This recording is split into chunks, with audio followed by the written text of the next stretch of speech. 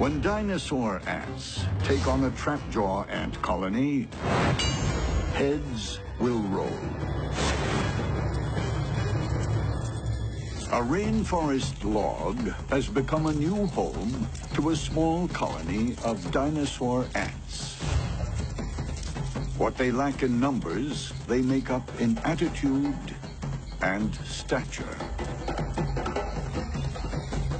Dinosaur ants are really huge ants. They're some of the biggest ants in the world. They're somewhere between 1 inch to 1.5 inches in size.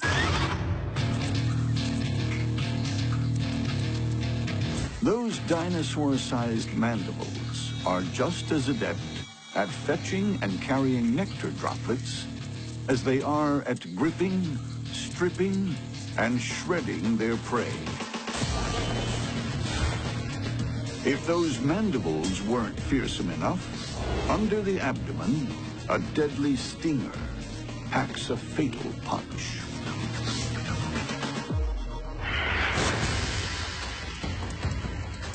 A katydid unwisely ventures into the neighborhood. In dinosaur territory, trespassers aren't prosecuted. They're dismembered.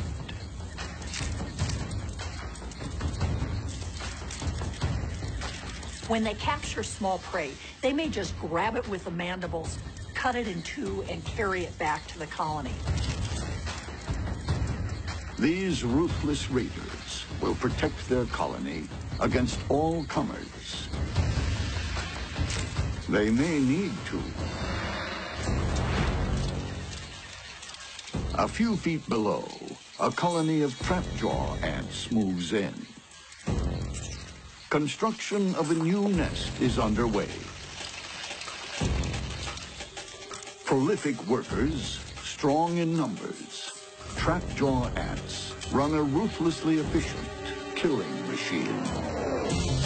A passing spider is carved up and carted off to feed the colony's hungry larvae. These trapjaws are proficient builders 1 minute, brutal butchers the next. Lightning-quick jaws on a hair trigger spring shut with an acceleration 100,000 times the force of gravity.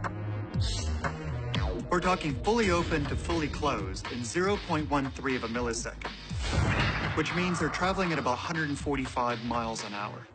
They're not the only weapon. Needle-sharp stingers loaded with toxic venom bring down most competitors.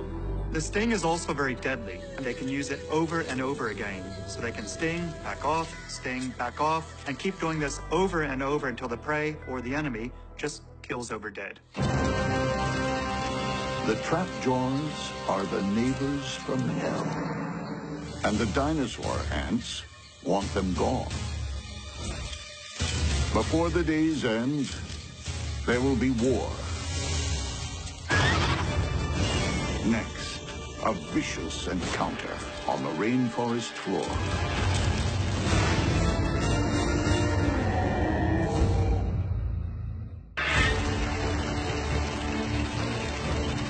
On a Costa Rican jungle floor, enterprising trapjaw ants are intent on building a new home. Up above, resident dinosaur ants resent the intruders. They're about to declare war. With their dominant size and vicious bite, dinosaur ants break competitors with ease. But the team spirit and cutthroat tactics of the trapjaws could overcome their enemy. Both of the ant species are very capable fighters, and they're both armed to the hilt. No matter what happens, there's going to be mass casualties, and it's anyone's guess who will back down first. A dinosaur ant scout scopes out the enemy. It's intercepted by a forward party of biting trapjaw ants. But the dinosaur's sheer size and huge mandibles win this skirmish. Dinosaur ant reinforcements arrive. It's clear that they've decided that offense is the best strategy in this situation. They might end up regretting it, but the battle is on. Angry trapjaws swarm the newcomers, hacking and spearing.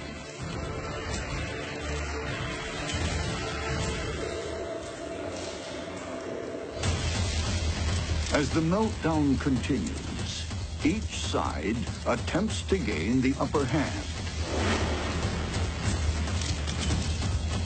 But it soon becomes clear the trapjaws have far superior strategies.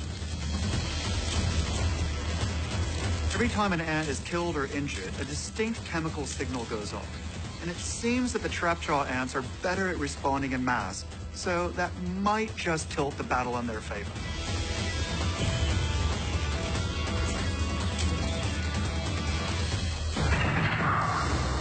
The conflict escalates.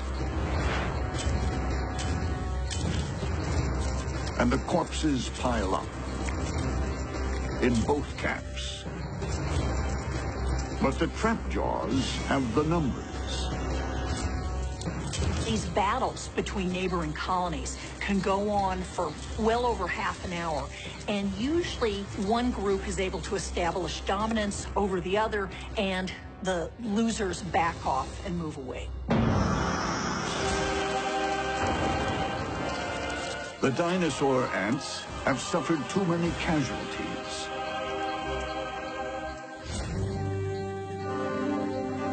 They're a small colony. To fight on would be fruitless. The dinosaur ants retreat to their log to lick their wounds. And in the ceasefire, the trapjaws turn their weapons of war back into tools of the trade and resume their building. The neighbors from hell are here to stay.